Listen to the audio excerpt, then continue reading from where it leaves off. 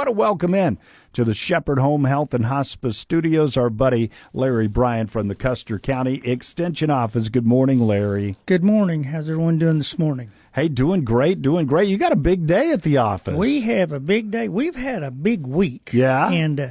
But today we do have open house, and we'll start about 9 o'clock and it'll last through the day. But OSU wanted, about 6 months ago, when everyone, like a 2-week period in Oklahoma, to host a open house. And this is something really good that we can have. We'll have snacks, we have drinks, giveaways, letting the public know everything that we do. Everyone thinks, well, yes, we do soil testing and we do water testing and forest testing and we do co-parenting classes and then, of course, our 4-H educators with all the 4-H. But that's just kind of part of what we do. So this is a thing to bring people, have people come in, very relaxed setting, visit with us, eat a cookie, and have a sandwich and talk a little bit about what OSU Extension does for you. Well, it's great work, and is it 114 years? 114 that is years. Amazing. Can you give us a little bit of history on the Extension service, kind of how that started and how it's grown over the years? Yeah. When you get into extension, you get back into the 1913s, and FFA kind of played into this a little bit. It was later, though, but Extension started by each state had a land grant university, and this was basically to help people in the agriculture fields. And if we go back to 1910, we're talking about we had mainly 3 breeds of cattle. And that's when you were in high school, right? No, I was in junior high then. Junior high. Yeah. But they came up with those ideas to help people become better farmers. I know in the 1930s you can hear about the Dust Bowl, very involved in that. And it's not just, through the years it has really, I'll use the screwworms for an example now. If you have screwworms or think you see them, you need to call us. We have the kits to come out and pick them up. But it's just through the years it's been something to help with agriculture development and improvement. And, of course, the 4-H program has been used to help young children, and it's one of the oldest there is. 4-H is one of the oldest youth organizations in the country. Yeah. And through the years, it was strictly agriculture at one time, and now that it has kind of changed to lots of different areas. And also our FCS educator, we do so much with some of our home economic groups. We do a lot with co-parenting. We work some with the tribal offices, and then they help also our FCS educators 10% 4-H too. So we have maybe a sewing workshop. I know it's only been like 3 years ago. We got new sewing machines, and I know when Lisa was still here, she put on some sewing workshops for kids. So Extension is a big thing, and it's been around for so long, and I think some people forget maybe what it's about, and it's easy to do something that we see all the time. Yeah. But Extension is a great avenue for educating our county producers, and I'll use my position as an ag educator. I get asked a lot of questions, and there's a lot of times I have to have some resources to go to, and I tell everyone I can find out for you. And I can get right back with you, but we have such a bank to go to, all OSU, all the extension staff, field staff, professors. I mean, we can get about anything answered, and that feels good to help people. And someone asked me, because I was an ag teacher for 24 years, they said, which do you like the best? And I said, well, as an ag teacher, you taught kids. We taught kids about agriculture. We taught kids how to do speeches. We taught kids how to judging contests or CD events. But these people we're working with now, this is their livelihood. That's right. And in this day and time, agriculture is a stressful field. When we talk about production agriculture in this area, there's a lot of things we need, but you're working with individuals that make their living. So it's a great thing. And today we would sure welcome everyone to come out to celebrate with us. It'll start at 9 o'clock. We'll run all day. And we had a lady yesterday afternoon that called me, and Sherry Whitestone from Rapo will know if we would like to give some aprons away. She has handmade, some beautiful aprons. Wow. So, but we have all kinds of handouts and giveaways today. We got books, we got flyers, we got ink pens. We have 4-H has a lot of giveaways, and so please come out today. It'll be very good just to visit and fellowship with our. Now, if people don't know where you are you in the courthouse? So. Yes, sir. We're right. As soon as you come in the door at the courthouse, when you come to the security, right there, you'll see a big OSU sign, and there's our offices. And I tell you, we get a lot of people in and out of our offices, and we welcome all visitors because, there's a lot of things we can help them with. And like today, more enjoyment than anything, just visit with them. And Did Ashlyn make the cookies? Has she been baking those? No, we ordered the cookies. I was afraid we might. Ashlyn has put together, she's got all kinds of giveaways though today, things that she's going to give everyone. And one thing, speaking of Ashlyn, talk real quick about the Cupcake Wars last Saturday. Oh, yeah. How did that go? It went very good. We had several Clover Bud teams in it, and each one, teams of 2. And each one of those teams they tied, so all of them placed first. Nice. In our junior division, though, from the Custer County Horse Club, the winners that will be moving on to May 28th at Duncan were Timber Byland and Brinkley Miller, and those are from Custer County Horse Club. In our intermediate division, from Rapo Butler was Blakely Shepherd and Ariana Garza. And they will move on to the May 28th meeting or contest. We did a table setting contest where kids set up the table placings. And I tell you what, that was a neat deal for me to watch. And Clover Buds did great. And once again, they all tied. But in the junior contest, moving on will also be Brinkley Miller. In the junior division and the intermediate was Blakely Shepherd. So both those kids have moved on in both categories. And I tell you, that is something, you watch those children set a table and you think, that's pretty important to know where. I always forget. Forks, is it knife on the outside or fork on the, I always screw that up.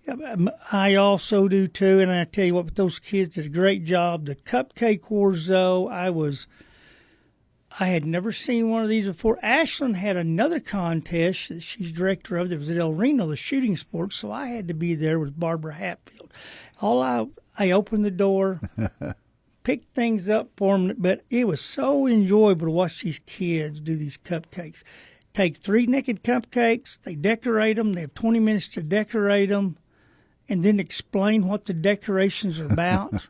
And I thought that is really neat. And these little kids were so good about, I know 2 girls, and I'm not sure where they were from, they had used, they had decorated the icing on the top, but they put some gummy, I want to call them like gummy bears, but it was gummy animals. Oh, wow. And explained what that cupcake was about. So, pretty artistic. That's cool. Well, and 4-H has so many other great things that they do. Obviously, they've got summer camp coming up too, right? Yes, we've got summer camp, and Ashlyn's going to be on our next radio show. Okay. But she has been working on summer camp, also on Roundup this summer. Great. And also sent out, I think, I don't remember if she sent it out this week. I think she sent it out. She's wanting to do some judging contest classes this summer. For instance, like livestock judging class, possibly meats judging. Nice. Something different for the kids. But, something really nice. The big thing we just had, we finished up last Thursday night, was the Custer County Cattlemen's Association Spring Gathering. You had a big turnout for that, didn't you? We had a big turnout. We had around 150 people. Wow. Tremendous good food, good meal.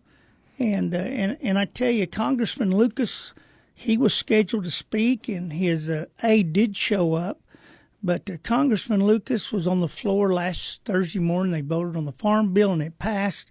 He didn't. That was a little more important. That's a little bit more important. So, but his aide came, and Representative Anthony Moore was there.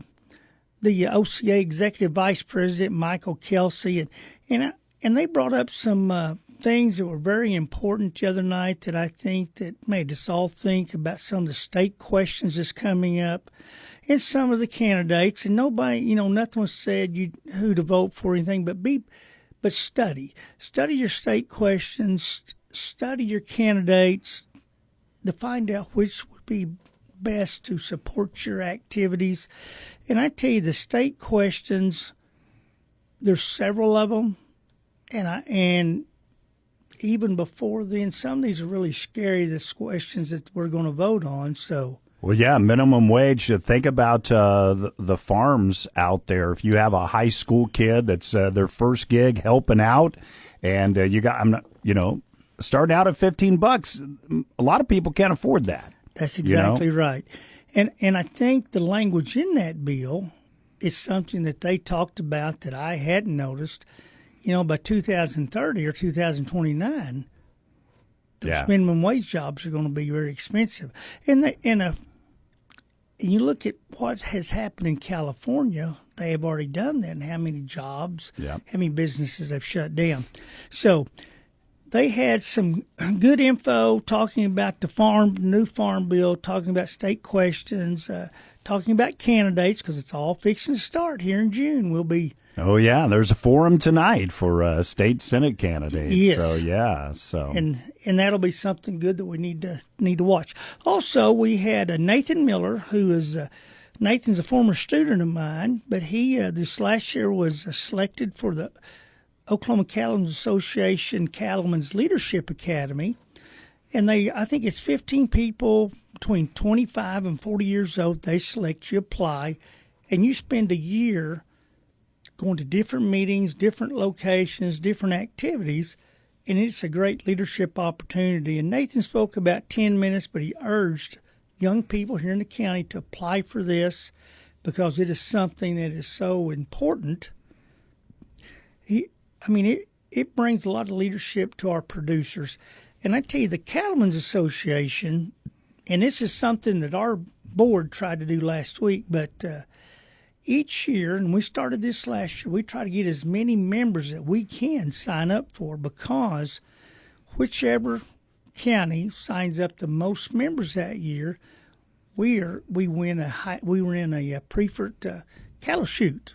Yeah, that's and nice. President Mike Jones and my Secretary Treasurer Clint Roush, they want to win this where we can auction that thing off for revenue. Yeah. So, but Cattlemen's Association, this is our fourth year back in it, and I guarantee you they have done a great job. Door prizes last week, I'd be afraid to say how many door prizes we gave away. But if you're interested in joining the Oklahoma Cattlemen's Association, please come by our office. Like today, you can pick up an application, call one of our officers, and our president's Mike Jones, the vice president's Ed Crawl, and our secretary and our treasurer is Clint Roush. But they can help you. But the OCA, it's the cheapest insurance you can have on your cattle. Yeah. And I tell you, last week bringing everyone together, a lot of ideas shared, and so it was a great meeting, and we would because we'll do it again. We'll have another one of these. So, well, I'm glad you had it. Larry Bryan is our guest from the Custer County Extension Office. We will take a quick break. Back with lots more right after this. Briley Baca is an investment advisor, representative of, and advisory services offered through Royal Fund Management, LLC, an SEC-registered investment advisor. Every dollar you save for retirement has a silent partner, and it's your crazy Uncle Sam. He's waiting with his hand out, ready to take a chunk of your IRA, your 401k, and even your Social Security if you're not careful. But here's the truth. You can fight back. With the right strategy, you can keep more of your hard-earned money in your pocket and out of Washington's. At Advanced Financial Strategies, we specialize in family wealth management, helping families in western Oklahoma cut down on future tax bills, maximize income, and keep control of their financial future. Don't wait for the IRS to decide how much of your retirement you get to keep. Call me, Briley Baca, a certified financial planner professional here in Clinton, at 323-6800, or visit our website, retirewithbaca.com. Advanced Financial Strategies, your money, your future, your choice. This is Mike Mazie, conservative Republican, certified financial planner and pro-Trump candidate for governor. Taxes are too high. Reading scores are too low. I have a plan. On taxes, let's abolish the property tax for seniors and veterans. Cut taxes on retirement and tips, and invest in job training to create thousands of better-paying jobs. I'll save taxpayers billions. Pro-Trump conservative Republican Mike Mazzei for governor. Mazzei's plan on schools lets teachers remove disruptive students, hire statewide reading coaches, and make sure tax dollars reach the classroom instead of illegals or bureaucrats. We'll teach children that Christian values and America are not the enemy. China, radical Islam, and anti-Americanism are. Pro-Trump conservative Republican Mike Mazzei for governor. Read the plan. Go to MikeForOK.com/plan. Authorized and paid for by Mazzei for Governor 2026. Deer Creek Market and Variety in Hydro, the best in friendly small-town customer service, hosting everything from fresh hand-cut steaks, fresh ground beef made in-house, along with fresh fruits and vegetables grown and made in Oklahoma, nuts, candies, salsas, pickles, and more. And don't forget to check out the Variety side, full of unique made-in-Oklahoma gift items. And now, treat yourself to the brand-new ice cream and coffee parlor, your new go-to spot for a sweet scoop or a fresh brew. Shop Deer Creek Market and Variety in Hydro. What are you waiting for? If you're anything like me, that question keeps you up at night. So don't wait for someone else's green light. Do the things you love right now at Western Technology Center. We'll get you out of the classroom and into the real world with hands-on experience in whatever feeds your fire. So get after it. Oklahoma needs more doers, and doers don't wait. Western Technology Center, powered by Oklahoma Career Tech.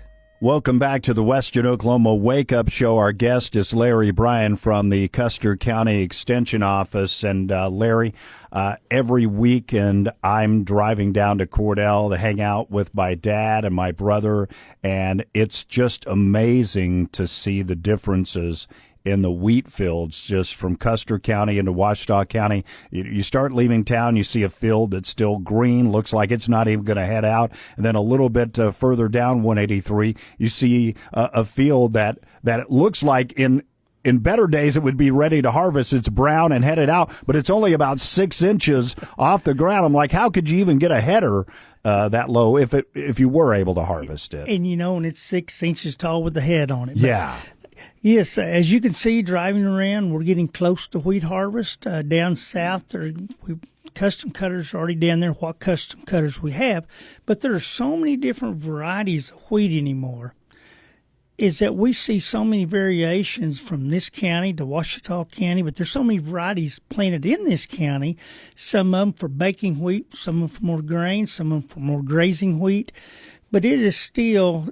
It's a scary thing on the wheat. The cool weather has helped a little bit. Now, the moisture helped a little, but the cool weather has probably helped more than anything.